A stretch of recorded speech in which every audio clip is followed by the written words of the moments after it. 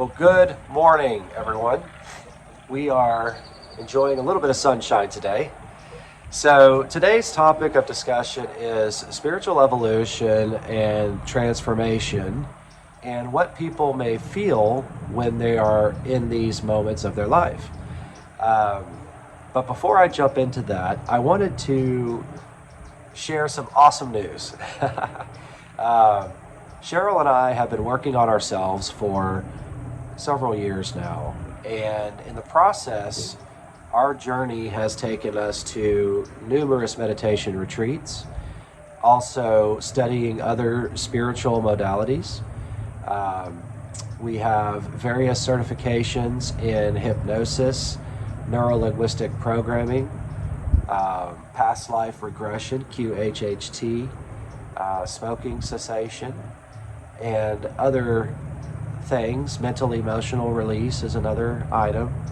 Um, so our toolbox has been being filled for several years now.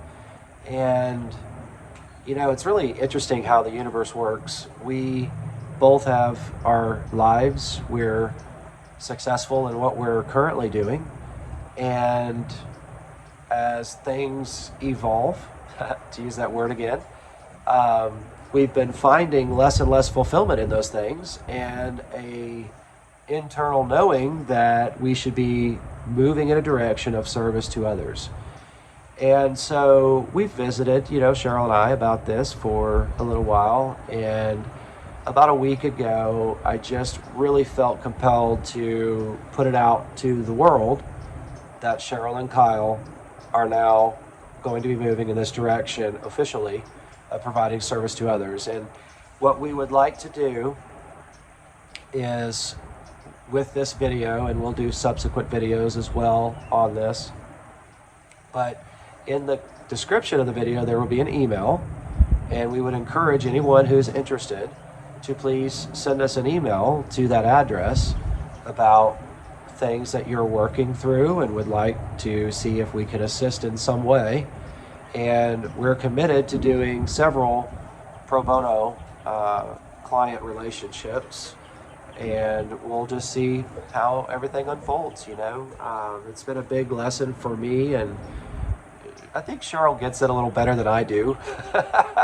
But just being in flow with the universe. And when we are in flow, things just kind of happen.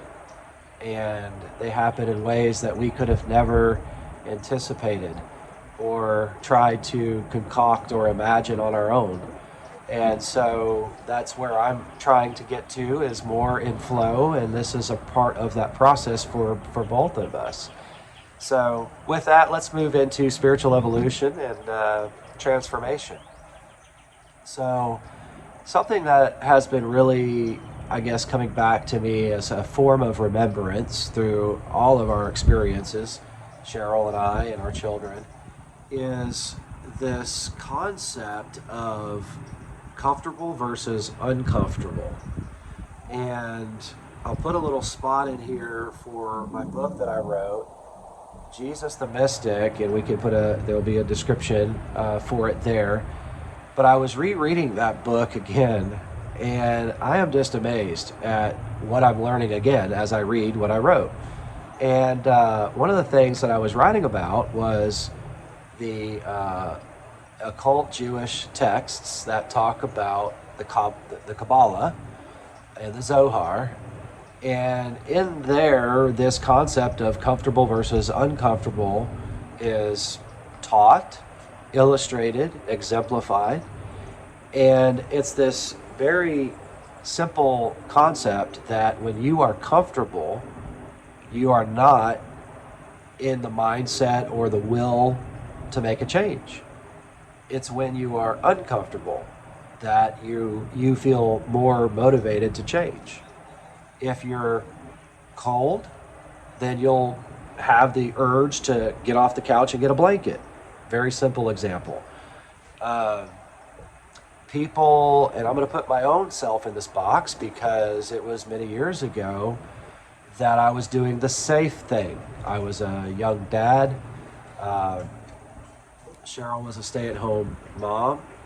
and I was doing the safe route. I had a job working for a company, and even though in my heart I knew I should be off doing my own thing and I would be much happier, that was how my life was supposed to bloom, I was forcing myself to stay. And a lot of people do this. They do the safe route because that's what's comfortable. And it took a very uncomfortable event. It was basically wrongful termination that forced me to go do something else. And I took the high road. I just said, you know what? The universe is pushing me. Yes, I was wrongfully treated, but I will forgive and let it go because I'm on to a better path now for me. And I will say that, to use some cliches, the sky parted and the sun shone big on us through that experience. It was difficult. I'm not gonna shade that. It was complicated, difficult, scary. Cheryl had probably a lot more trust in that process than I did. I was afraid to lose our home. I was afraid to be able to provide for my family. And so there was a lot of desperation, but I just kept putting one foot in front of the other, and everything worked out exactly as it was supposed to. And now, looking back, I'm amazed at how beautiful that transition process was. And I think that's a wonderful way to segue into what I really would like to share with you guys is the process is scary. It is very uncomfortable at times, but we must remember it is beautiful. It will be far superior, your experience on the other side. It's when you're in it, in the middle of it, we oftentimes go back to old programs because I'll use the word ego. Some people have, different opinions on what the ego is. I'm going to use the word ego as the mechanism inside of us that is there to preserve, protect, and try to keep us safe. And when you have a really uncomfortable experience happen, when you're in the middle of it, that ego comes in and says, remember when, and then you fill in the blank. For me, it was, remember when you never had to worry about getting a check. Your check came every, 2 weeks. Wasn't that nice? And so I had to work through, in that particular example, how to be calm in the moment and just accept what is and try to tell myself, hey, it's going to be much better on the other side. Speaking from my own personal experience, I've had many of these in the moments where it's very uncomfortable and my old programming, the ego, is trying to remind me how much better it was before I had tried to make this transition or before this transition happened. And in that moment, it can be complicated. I can totally emulate if someone was to tell me, how do you do that? It's hard. Yeah, it's hard to remember in that moment that you've had this before. That's the key, I think, takeaway here is if you really take time and sit with yourself. Sorry, I'm getting a little tangential here. If you take the time to sit with yourself when everything is calm and you reflect on all of your past experiences where you were in an uncomfortable situation, but then it worked out so much better at the other side, you start to program in your neurological pathways, mind and body, that when you're uncomfortable, it doesn't equal bad. It doesn't equal unsafe. It doesn't equal fear, doom, gloom. Those are the ego mechanisms that are trying to push you into that fight or flight mode. And oftentimes it's flight. Get me the HELL out of here because I don't like it. but yet right where you are is where you are supposed to be. Sorry, I'm getting a little emotional because I'm telling myself this just as much as I'm telling you as you're watching this.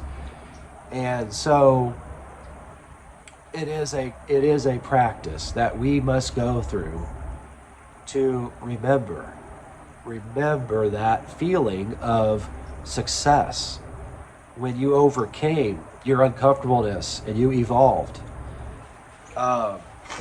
Because it's that remembering of that feeling that programs our body to basically, with neuro-linguistic programming, NLP, we talk about reframing. Common things that happen in our life, we react to. If we don't like the way we react to that, in our mind, we reframe how we look at it.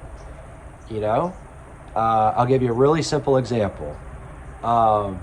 Let's say the window in your house breaks and it breaks open and you can't close it. Well, you could look at that and say, oh man, I don't have the money to fix it, blah, blah, blah. Or you could say, well, looks like we're going to get a lot of fresh air in the house now for a little while. I know it's kind of funny and simple, but it's a reframe. You make a conscious effort to look at something with a new perspective, a new set of eyes, a higher level of consciousness. And that goes right back to what we're talking about, being in the middle of a transition, of an evolutionary change in your life that's causing some form of anxiety in you, some uncomfortableness in you, which is really your body. Your mind is already changing. It's your body that's trying to catch up, because your body was used to a certain cocktail of chemicals that was being produced because of the way your mind was thinking. But when you change your mind, that chemical concoction changes in the body, and the body is saying, I want that. Excuse me. So evolution is good, and I want to kind of conclude by saying you are always evolving, and to not want to evolve would be you don't live anymore. To be alive is evolution. It is transformation.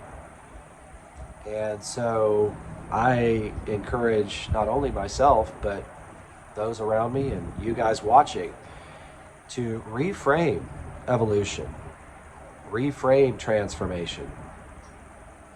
Choose to consciously look at this moment that you may be in as a blessing, as a gift, and remember how it feels when you successfully complete this experience. Trust, which obviously is another program. If we have trust issues, trust concerns from traumatic experiences in our life, that will be hard. And you're looking at a guy who has trust, or should I say had trust issues that I had to work through. And what builds rapport and trust with yourself, with the universe, with this process is each time you go through and you are victorious and you have the outcome of wow, amazement, awe, wonder, wonderful feelings of love and gratitude for having gone through that experience. Those build upon each other and they create this rapport like we were discussing. So with that, I'm going to end on that, and we'll be back with more.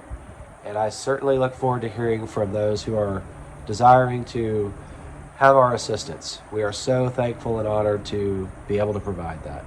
So with that, for now, namaste.